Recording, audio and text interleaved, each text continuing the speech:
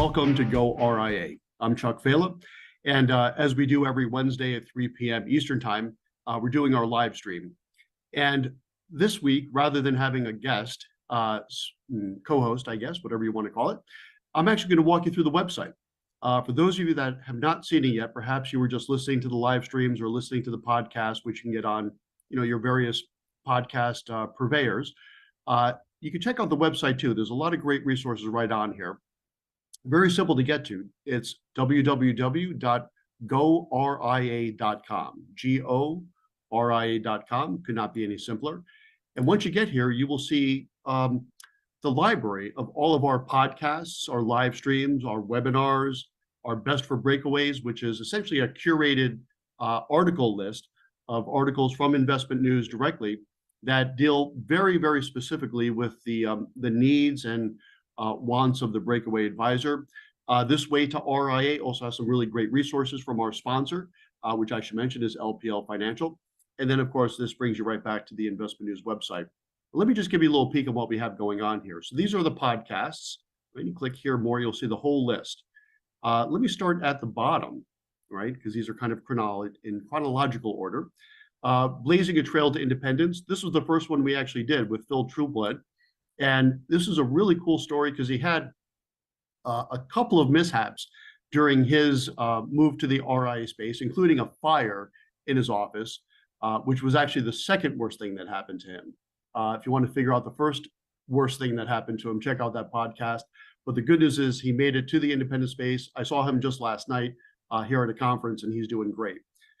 We also have a whole episode on tucking in or not tucking in, right? Should you build your own RIA, which if you're entrepreneurial minded, you should, because there's a lot of resources to help you do that. Or should you tuck into an existing RIA? The good news there's hundreds of really good choices. So it's very possible you could fit one or find one, I should say, that will fit you perfectly right off the rack, right? To use a suit analogy. This one here, we talked to Cheryl Penny over at Dynasty. And this kind of shows you that in between, right? Utilizing a service provider like a Dynasty to be your middle and back office provider. This is a real big one here, right? This was with Alicia Dowell, and this was talking about keeping your new RIA compliant. Excellent information. And, compliance is one of those necessary, I don't want to call it a necessary evil, it's necessary, period. But something you really cannot underestimate. There's a lot to it. That's the bad news. The good news is there's a lot of great resources, and we talk about that during this particular podcast. This one here we did with Brian Hamburger, who's always a fantastic guest from Market Counsel, of course. And this here we did the do's and don'ts of transitioning your book. Good stuff. Building your tech stack, one of my personal favorites. I'm a big fan of technology, especially fintech, and especially because it allows me as a small business owner of an RIA to do more with less. Fantastic. We did another one on Tuck or No Tuck because it's a really popular concept. And we did this one here with Corey Whalen over at Bridgemark Strategies. Ancillary businesses, right? Not the sexiest topic, right? But these are things like, how do you do your payroll? How do you get health insurance? How do you do small business loans, right? And we talk about that with the CEO of New Tech. I like this concept too. Think you need a Series 7 that is, think again. Now this one here, we were talking about fee-based annuities, which was new about maybe 5 or 6 years ago. But what's new about this, and this was with David Lau over at DPL, is he has now a solution where you can actually take your legacy broker-dealer business, switch it over to a broker-dealer. He's not the only solution in town, but he's a really good one to look at. They will maintain your broker-dealer business. They will collect the trails, and they've worked out a system that's fully, compliant to pay you an advisory fee on that business that allows you to continue the revenue stream. That's good. It allows you to maintain the business and control the business, and perhaps most importantly, get that broker-dealer business out of your old firm, so that way you don't have to worry about other advisors poaching it. Really cool solution. We go into a lot of details there. Cash management, right? This is under the category, as I like to say, try this at your broker-dealer, right? Hard to do. You can actually set up your own private labeled, white labeled cash management solution that's today yielding 5%.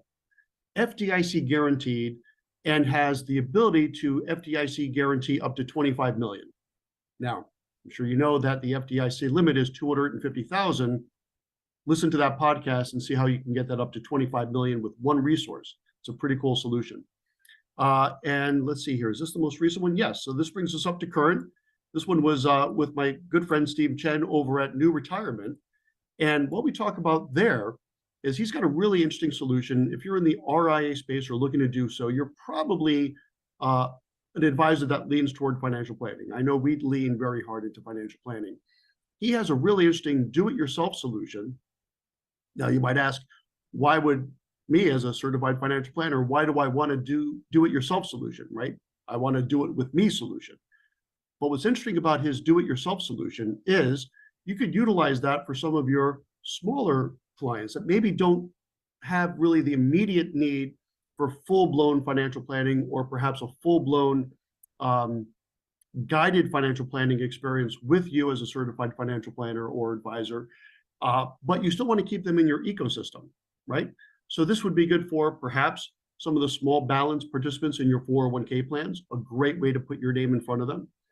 It's also really cool, I think, for the KOCs, as we like to call them at my shop, the kids of clients, right? So maybe I have a kid of a client, child of a client, who's in their early 20s, and maybe have a Roth.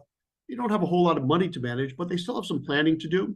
You could utilize this solution as a way to help them help themselves get some planning work done. And then they can really use that until they really need perhaps more of the direct services for you. So that's a little taste of the podcasts.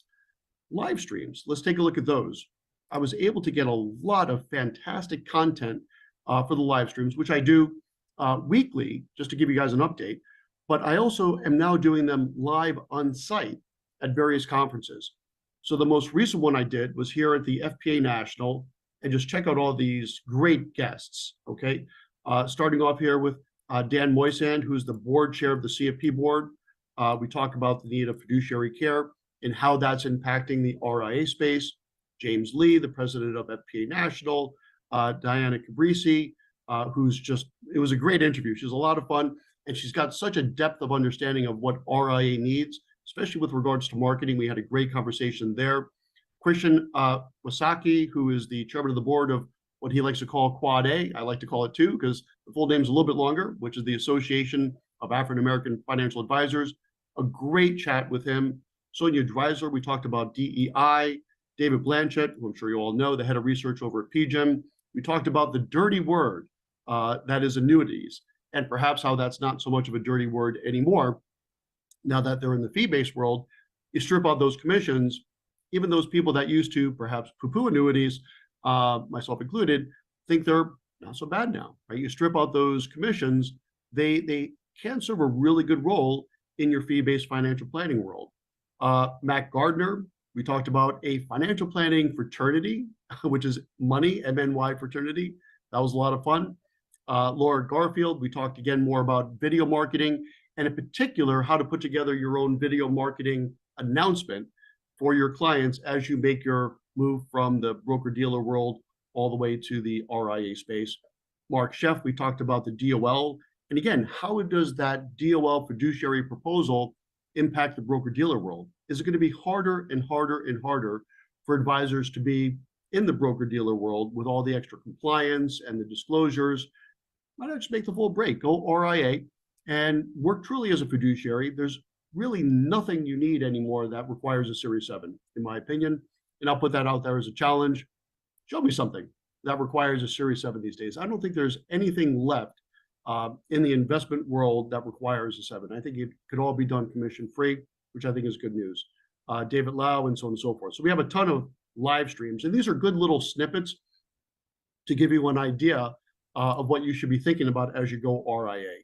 Webinars. We just finished one here, which was fantastic, called The Do's and Don'ts of Transitioning Your Book. That was both a podcast, but it was so well received that we ended up doing an entire webinar on it.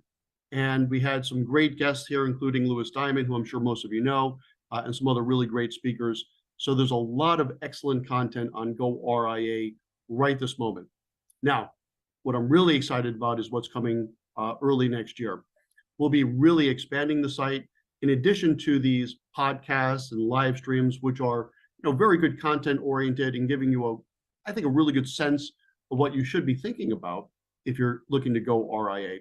But we're going to start adding more resources, things like a checklist, things like who should you talk to about custody or technology or fill in the blank. There's so many things you do want to think about as you're building your plans for going RIA, whether you're building your own or tucking in.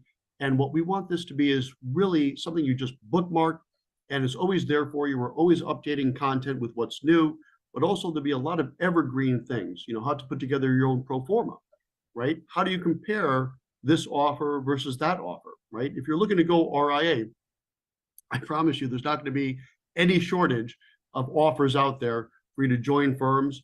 How do you figure out which one is the best fit for you? It's not always economics either, right? What are the services? Or if you're more entrepreneurial minded, as I was, right? I love the idea of building my own business. More effort, and in my case, more satisfaction. I really enjoy doing it. As you can tell, I love talking about it as well. There's going to be a lot of great resources there. Building your tech stack, keeping your firm compliant, how to develop staff, just a tremendous amount of great things. So all of this is right now on goRIA. Could not be any simpler to get to, www.goria.com,